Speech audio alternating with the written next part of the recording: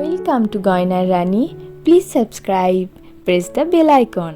আমি রাজেশ্বরী, আপনারা দেখছেন গয়নার রানী। গয়নার রানী প্রতিদিনের মতো আজকেও হাজির একটি নতুন গয়নার ডিজাইন নিয়ে। তবে আজকে যে ডিজাইনটি দেখছেন এটি সম্পূর্ণ আমার নিজস্ব না, এখানে একটু কারো অন্য কিছু হাত আছে। এটি অ্যাকচুয়ালি একটু কালেকটিভ ডিজাইন। আমার একটি খুব কাছের কাস্টমারের রিকোয়েস্ট না ফেলতে পেরে আমি ডিজাইনটি বানিয়েছি, কিন্তু যেহেতু প্রসেসটি আমার সম্পূর্ণ আমার নিজের করা, তাই আমি ভাবলাম আপনাদের সাথে ডিজাইনটি শেয়ার করা যায়।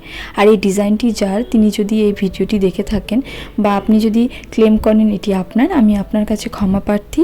তবে এখানে আমি আমার নিজস্বতা রেখে কাজ করেছি, তাই অনুরোধ করব যে কোনো রকম যাতে ভুল বোঝাবুঝি না হয়। তো চলুন আপনাদেরকে বলতে থাকি আজকের এই ভিডিওটি নিয়ে। প্রথমেই তো দেখলেন একটা আমি রাউন্ড করে বেস কেটে নিলাম। অবশ্যই একটু স্যান্ডপেপার ইউজ করে খাঁজ কাটা টেক্সচার দেওয়ার চেষ্টা করেছি। এরপরে কিছু ডাল বানানোর জন্য এইভাবে ক্লেগুলোকে কেটে নিয়ে সেটার উপরে একটু টেক্সচার দিয়ে কিন্তু আমি ডালগুলো বানিয়ে ফেলেছি। তারপর এখানে আমি একটা পাতা বানাচ্ছি। পাতাটাও খুব ইজি করেই বানাচ্ছি। এটা পাতার শেপ দিয়ে জাস্ট এখানে কিছু টেক্সচার দিয়ে নিচ্ছি। পাতাটাকে যখন বসালাম, আপনারা চাইলে একটু ফেভিকল গ্লু ইউজ করতে পারেন, কিন্তু আমি এখানে কোনো ফেভিকল গ্লু ইউজ করিনি, কারণ ক্লেটা এই মুহূর্তে খুব নরম অবস্থায় ছিল। যখন ক্লে খুব নরম অবস্থায় থাকে তখন কিন্তু সেখানে ফেভিকল গ্লু ইউজ না করলেও হয়। আর একটু পাতাটাকে আমি একটু 3D টেক্সচার দেওয়ার চেষ্টা করেছি।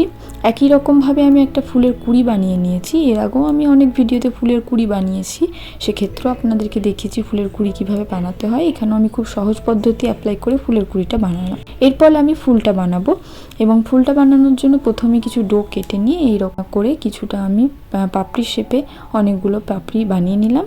আমি 6টা বড় সাইজের বানিয়েছি এবং 3টে একটু ছোট সাইজের বানিয়েছি।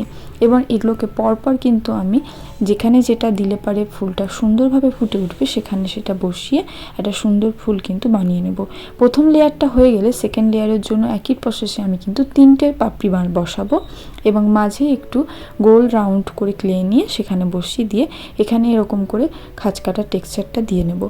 একই রকমভাবে সেম প্রসেসে আমি কিন্তু একটা ছোট্ট সাইজের ফুল আবার ওখানে বসিয়ে দেবো। আপনারা চাইলে এখানে একই রকমভাবে বড় ফুলও বানাতে পারেন, আপনাদের নিজেদের ইচ্ছা মতন নিজেরা ক্রিয়েট করতে পারেন। এরপরে দুটো ফুল বানানো হয়ে গেলে আমি এখানে দুটো হোল করে নেব, যাতে জিনিসটাকে আমি সুন্দরভাবে গাঁথতে পারি। এটা ড্রাই হয়ে যাওয়ার পরে এটাকে কালার করার পালা।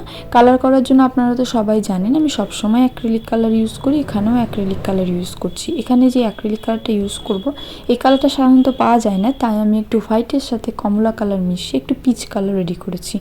এবং এখানে এইটাকে এইভাবে কিন্তু আমি কালার করছি। সবসময় মাথায় রাখবেন নিচ থেকে উপরের দিকে কিন্তু টেনে টেনে পাপড়ির দিক কালারগুলো করবেন, কারণ তাহলে পরে পাপড়ির টেক্সচারটা কিন্তু ভালোভাবে ফুটে ওঠে।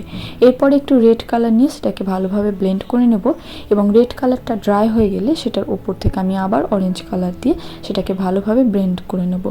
এরপরে বাকি যে কালারগুলো, যেমন ডালের কালারে ন্যাচারাল যেটা ব্রাউন কালার সেটা ইউজ করেছি, এবং পাতার কালারে কিন্তু আমি গ্রিন কালার এবং গ্রিনের সাথে একটু কিন্তু ডার্ক গ্রিনটা এবং লেমন ইয়েলোটা বা পাকা হলুদের ইয়েলো, যেটা আপনাদের ইচ্ছা হয় সেটা দিয়ে কিন্তু কাজটা কমপ্লিট করতে পারেন। এরপরে আমি ব্যাকগ্রাউন্ডে কিন্তু গ্রে কালার ইউজ করেছি, সেটাও কিন্তু আমি হোয়াইটের সাথে একটু ব্ল্যাক মিশিয়ে রেডি করেছি, এবং সাইড থেকে ব্ল্যাক দিয়ে সেটাকে আরও ভালোভাবে ব্লেন্ড করে এই জুয়েলারিটা কমপ্লিট করেছি।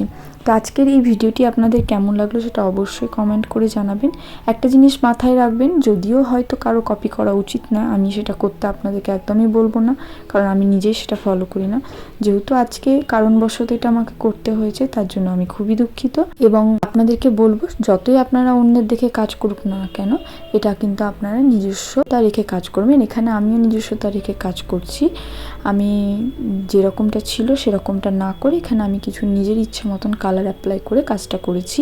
তো আপনাদেরকে বলবো, আমার আজকের এই ভিডিওটি যদি আপনাদের ভালো লেগে থাকে তাহলে অবশ্যই লাইক, কমেন্ট এবং শেয়ার করতে একদম ভুলবেন না। এখানে আমি একটু হাইলাইট করার জন্য হোয়াইট কালারটা দিয়েছিলাম। আমার চ্যানেলটিকে সাবস্ক্রাইব করে রাখবেন, পাশে থাকা বেল আইকনটি প্রেস করে অল করে দেবেন, যাতে সবার আগে নোটিফিকেশানটি পেয়ে যান। দেখা হবে পরবর্তী একটি ভিডিওতে। ততক্ষণের জন্য টাটা, বাই বাই। সবাই ভালো থাকবেন, সুস্থ থাকবেন, এবং অবশ্যই কমেন্ট করে জানাবেন পরবর্তী ভিডিওতে আপনারা আমার থেকে কি দেখতে চান।